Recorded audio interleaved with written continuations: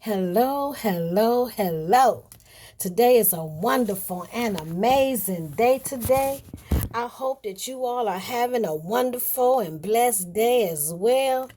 My name is Lakeisha LeGrand, also known as the Insurance Lady, aka Madam Finance. I'm doing this video today because I got a call from a wonderful client of mine who I hadn't heard from in a very, very long time. And she really made me feel really good today. And really made me realize how important what I do is. Most people know I do multiple things, but one of the my passion is insurance, because I like protecting people income. I love people and helping people. So this particular young lady, she is beautiful. She's older than me and everything, but she is so cool. So she called me and was like, "Hey, girl, I am so glad I got you. I can't believe I got you. You know your voicemail is always full." And so we start laughing. I'm like, "Girl, I know, I know, I know, I know. I got to get better with that. I know, I know." I said, "I get so many phone calls. So she was like, "Girl, you know I moved out of town." I said, "Yeah, I know you moved out of town because we had to fill out that paperwork." So this particular client, she is a life insurance client, but she's also a renter's insurance client as well. And she moved from Detroit and moved out of town. So she said, "Girl, you're not going to believe what happened to me." I said, "Well, what happened to you?" "Girl, I had a fire." I said, "Oh, no." I said, "Oh, I'm so sorry to hear that." She said, "Yeah, girl, but thanks to you, I'm all right." I said, "Okay, well, praise God to that. I'm so glad that you all right. And I said, "Well, what happened? How did what happened? How did you get the fire?" She said, "Girl, the people next door had a fire and it just trickled on over to me." I said, "Oh," I said, "Wow, I'm so sorry to hear that." She said, "Yeah, girl, but they didn't have no insurance, but I did." I said, "Whoa." I said, "Wow, well, I'm glad that you had insurance." I said, Dang, that's really messed up, that they didn't have any insurance or anything." I said, "Are they okay? What's going on?" She said, "No." She said, I don't really know, but I know that they say that they don't have no insurance and they lost everything. I said, "Wow, okay." And she said, "Girl, I just had to call you and thank you because I just remembered the day that you gave that presentation." Because I do presentations all the time. I do a lot of presentations. And she said, "I wasn't going to get no renter's insurance." She said, "But you told me to think outside the box. And girl, what you said made so much sense. And I'm so thankful that I followed what you said and I went on and got that fire insurance." I said, "Well, I know you did." So before I tell you what I told her, first I would like for you to stop and think, what would you do if your next door neighbor had an apartment fire? Do you have enough money saved up to relocate to another apartment, you know, without it being a financial strain? Can you repurchase your necessities like your TV, your bed, clothing, furniture, TV, groceries, in those things without being a burden? I don't know, but I know the majority of my clients are on a fixed income. And that would be kind of like a devastating blow if something like that would happen. You just never know with a fire. A fire is like a thief in the night. It hits you when you least expect it. I know she wasn't expecting to have no fire. Most people may not even think it's possible that it can happen to you. Yeah, it can happen to you. It happens all the time. There are so many fires that goes on within the United States that don't even get put on the news. They don't even talk about or any of that. The people who needs fire insurance or renter's insurance, which is pretty much the same thing. It just all depends on, who you're talking to. The people who need renter's insurance pretty much are people who live in a senior building, because a lot of times you live by yourself, but you really don't live by yourself. You know, senior building fires happen all the time. Anybody who live in a senior building, they can tell you the fire alarm always is going off. Um, and a lot of times it be due to the medications they're taking. They done put something on the stove. They done forgot about it. All type of things. Had a cigarette, laid it down, it fell, all type of things. So people who live in a senior building definitely need fire insurance. People who actually live in an apartment building also needs fire insurance. A person who actually is a homeowner and don't have homeowners insurance, get you some fire insurance, because you don't want to totally be ASS out, do you? You don't want to be totally out because you didn't have something. Something is better than nothing. You have all those items and clothes and different things in your house. You need that stuff to be covered, because you're going to have to replace that. Another type of person who needs that, people who live in a trailer home. If you live in a trailer home, you need some fire insurance. Don't be caught without no fire insurance. A lot of people think that it's very expensive. It's not very expensive. It's as low, you can get renter's insurance as low as $9.15. Yes, I said it. $9.15. You can get it as low as $9.15. Most people, they eat that, they smoke that, they gamble that, they drink that. So don't say you can't afford that. Don't say you can't afford no fire insurance. You can afford it. Protect that. Protect your financial income.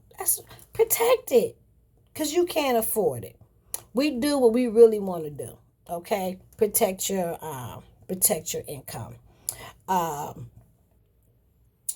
so one of the things that I told her when I said think outside the box when I do my presentations, I always let them know that, do you know how much it costs to move? Most of these people, they want first month, second month, last month, and security deposit. I'm like, really? Not include the $20 fees every time you fill out an application, So you can almost spend $3,000 to $4,000 just to move. I don't know about you, but I know most of my people are on a fixed income. That ain't including you having to pay for a truck, paying for somebody to help you move. It's not helping any of that. And then not only that, where you gonna stay? I know I love my children, but I don't want to move with my kids if something like that was to happen. I don't want to move with my sisters or anybody, bring my family, somewhere else or something. I don't want to do that. So like I said, it only costs $9.15. Most people say, well, how much coverage is that? Well, it's $5,000. Something is better than nothing. With $5,000, you have enough to take care of your first month, second month, security deposit, whatever other deposits that they want to have. You have enough money to do that. And you also have enough money to buy your necessities. Like if you need a new bed, a couch, a TV, to buy you some groceries, you have some money in order, to do that. So 5,000. Another thing is, if you do have to stay with somebody, at least you won't feel like a burden, because you will have some money and you can go to somebody and say, hey, I may need to stay with you, until I get myself together. How much is your rent? They might say, hey, well, my rent is like $600,000, $700,000. I tell you what, I pay your rent for you for the month. That way you don't feel like you a burden on nobody. That way they can't say, they can't talk about you, they can't say sugar, honey, iced tea. Because if they do, and they say, yeah, they told me they let you stay with them. Yeah, did they also tell you I paid their rent for a month? So you can just, you can help each other. I'm very prideful, so I want to make sure I take care of, that I'm not leeching off of nobody, and that I'm holding my own. I'm helping you just like you are, helping me. So one of the things that people ask me a lot is, what does renter's insurance cover? So I'm going to tell you a little bit about what renter's insurance covers. So I'm going to go through this so I don't forget anything. It covers falling objects, weight of ice, snow, and sleet, fire, of course, lightning.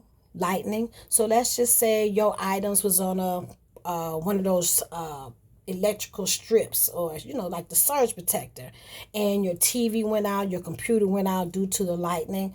Your renter's insurance will definitely cover that for you. So people didn't know that. A lot of people don't know that. Riot or civil commotion, it'll cover that. Hail, windstorm, tornado, hurricane, land vehicle. So if a vehicle was to come in, damage your property and different things like that inside your personal items, it would take care of that. Smoke. Now, smoke damage is just as bad as fire damage. I've seen it so many times where even the neighbors had smoke damage. Their apartment didn't get burned or none of that, but the smoke entered to their apartments. So the smoke is hard to get out of your furniture, to get that smell out of your furniture, out of your carpet, out of your curtains. Then you have soot, that black soot that be all on the walls, just everywhere. So that's a lot to try to get that stuff cleaned. Going to the, it'll pay for a lot of different things. So if you get in your clothes, if you have renter's insurance, if you had to take your clothes to the cleaners, or you had to go wash them, the renter's insurance, they'll pay you for that. If you decided that you wanted to go ahead and clean your own apartment, wipe the walls down, they'll help you. They'll pay that. If you want to do that, they'll pay that. But if you want to say, shoot, this is too much, I want to hire somebody to come in and to clean and put my apartment back to tip-top shape, or your home, they'll pay for that. I remember one of my clients, he was a senior. He tried to do it because, he wanted that money. But it was too much for him. So he ended up, he had to go find a company. The company came up to about $800, and the company paid that. So they were able to put his apartment back into perfect condition. So they would pay for that. So he was so excited that he had fire insurance as well. It also covers for additional costs, very inexpensive, your jewelry, your firearms, and your furs. It also comes with emergency expense.